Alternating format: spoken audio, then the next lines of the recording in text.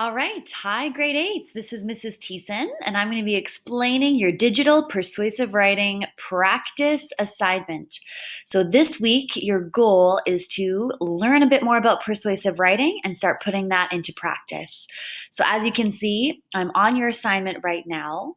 The first thing you need to know is if you ever want to zoom in on your assignment, you feel like you can't see the slides, you'll click on this zoom in magnifying glass right under the insert button. Okay, and at any point in time, you can be zooming in to whatever percentage you want so that you can see it nice and up close and read things in detail. So, the objective of this practice assignment this week is that you are going to start writing a persuasive writing piece. Now, a persuasive writing piece is when you are writing to persuade someone to do something, right? We do this all the time, not necessarily in our writing, but definitely in life. We are constantly persuading people to do things, right? You guys persuade your parents to give you 20 bucks.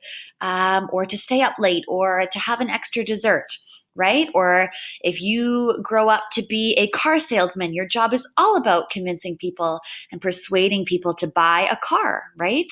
So this is a really excellent skill that we need to know and that we need to learn. And a great way to practice that is to do it in our writing. So the goal of persuasive writing is to convince your reader that your opinions about an idea are correct.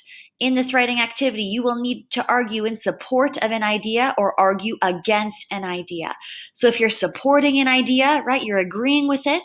If you're arguing against it, that means you disagree with an idea.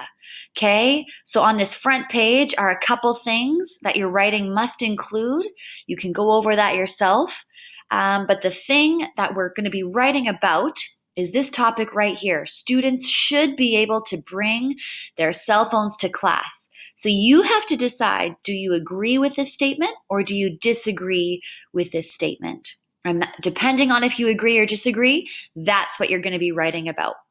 So on the second slide, I'm just going to zoom out here. Okay, you're going to be starting to brainstorm. This is our brainstorming slide, all right?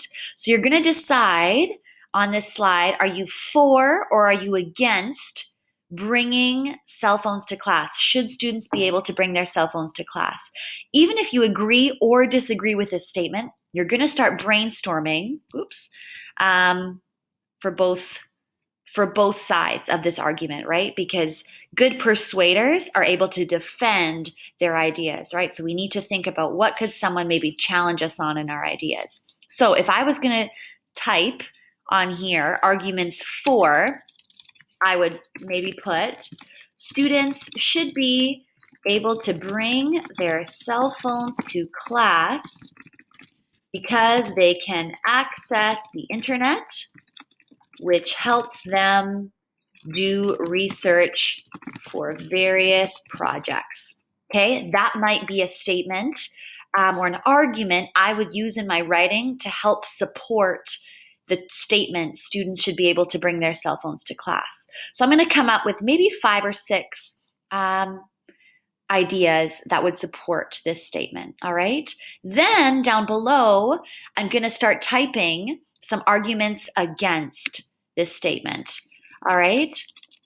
So I might, for example, start saying cell phones can be a huge distraction for students in class and prevent them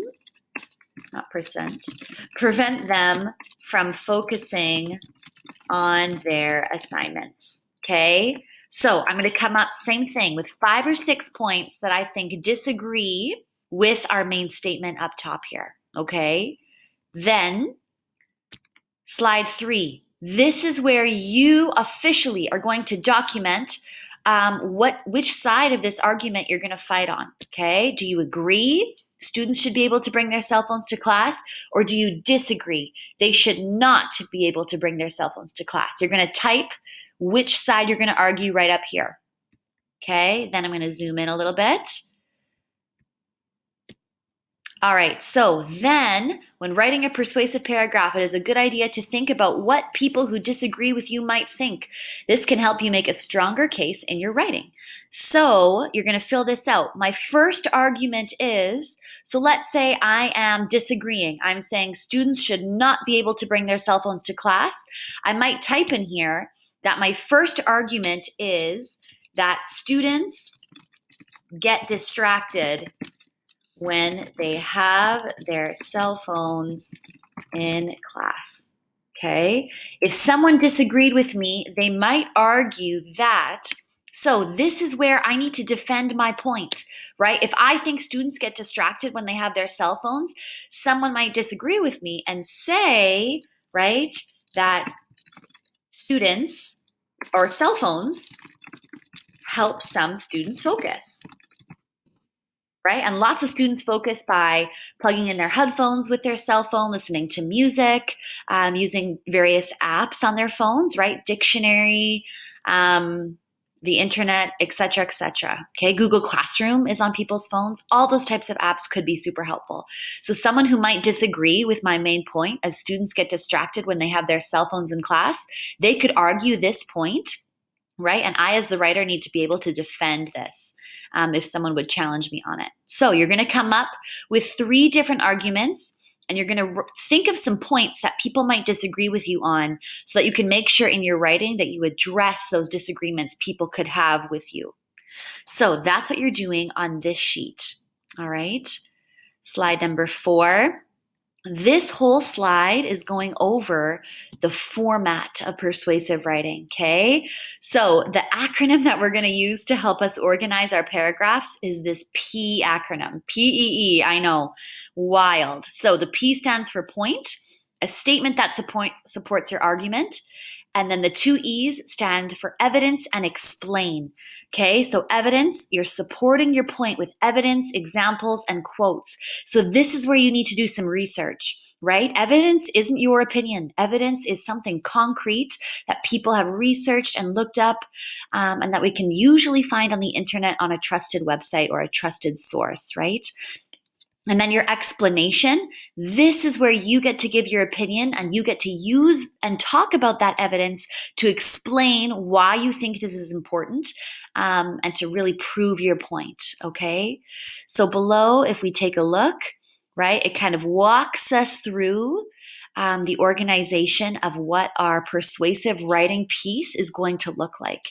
We can kind of think of persuasive writing as an essay, and as 3 to 5 separate paragraphs, right? So those of you in 8H and 8T who have written paragraphs with me already this year, we've talked a lot about paragraph structure, okay? So our first paragraph, right, would be our introduction. Then we have 3 paragraphs, 1 for each of our points, right? A paragraph for point 1, a paragraph for our point 2, a paragraph for our point 3, and then our conclusion, right? This is where we wrap up our paragraph, or a piece of writing with a really strong conclusion. And then below here, it gives us an example, which you can read through on your own, and a lot of transition words, which make you A, sound super smart, but B, they help you prove your point, and they keep your paragraph and your writing super, super organized. So definitely take those into consideration when you're writing. All right, slide number 5. This is where, let me zoom out here a little bit. This is where you are going to be doing your practice writing. Again, this week, we're just focusing on practicing persuasive writing. And next week, you guys are going to get to pick a topic, and actually write your own persuasive writing piece totally on your own with a topic that you choose. But for now, this week, we're just practicing and getting in the rhythm of how to structure a persuasive writing piece so that next week we're more prepared and we know a little bit of what to expect. Okay, so this is very straightforward. Your title, you want a sentence that will get the attention of your reader, right? It will hook their interest and get them engaged in what you're talking about. Okay, your thesis, That's your main point, right? That's where you explain which side of the argument you're going to fight. So for this example, right, you're going to explain here, do you think that students should be allowed to have cell phones in school? Or this is where you'll say, you think students shouldn't be allowed to have cell phones in school. Then you're going to kind of piece out your 3 paragraphs here, point 1, point 2, point 3. You're going to have your evidence and explanation for each point. And then you're going to have your conclusion at the end, right? This is where you wrap up what you're talking about and you give your reader some closure, and you rephrase your most important things that you want them to remember, all right? Then slide 6, if we scroll up a little bit here, this is where you're going to get a friend, any friend in the grade, doesn't matter, or a teacher. You could share it with Mrs. Hildebrandt, Mr. Martins, myself, Mrs. Friesen, doesn't matter. But specifically, I'd like you to share it with a friend. So you're going to share this whole slide deck with them, and your friend, they're going to put their name up here. So if I'm getting Jewel to read my assignment, okay, I'm going to put Jewel in 8H up there. That way your teacher knows who's editing your piece. Okay, so Jewel's going to edit my piece, and she's going to go to my writing outline, which is this slide, slide 5. She's going to read through it. Then she's going to come to slide 6, and she's going to give me some feedback. Okay, so here you can see, if we zoom in again, I really liked, okay, she's going to type what she really liked. I'd like to know more about, she's going to type her answer here. To improve your paragraph, you could type your answer here. Then below, what she's going to do, she's going to fill out this rubric. Okay, so she's going to take these stars, she's going to take these stars and she's going to move them to where she thinks I am. Okay, so for content, if she thinks I have a clear purpose, an effective purpose, tone, sense of audience, specific effective evidence and details, and good arguments, and she thinks I'm about, right, a wow, she's going to put the star on there, okay? Maybe for form, right, I stated a thesis, I have some organization, but my sentences are pretty weak, and my conclusion is pretty simple. She might give me a 2 for that, okay? Or a good start, so she'll move the star there, all right? So you want to move the star to wherever you honestly think that person is, right? And be honest with them. If we're not honest, we're not going to improve, okay? And then slide 7, same thing, except your teacher is going to look at this. So I put T8H. Mrs. Thiessen will look over your persuasive writing outline and give you some feedback. I'll leave you some comments below, and I'm going to move the stars to where I think you are. And for 8F and 8M, Mrs. Friesen's going to check your persuasive writing outline and give you feedback. All right, so make sure that you're reading this feedback, because next week you're going to be starting your own piece with your own topic. Okay, so this week, you have this whole week, Tuesday to Friday, to finish this, right? Practice, get it done, do some research on the topic, right?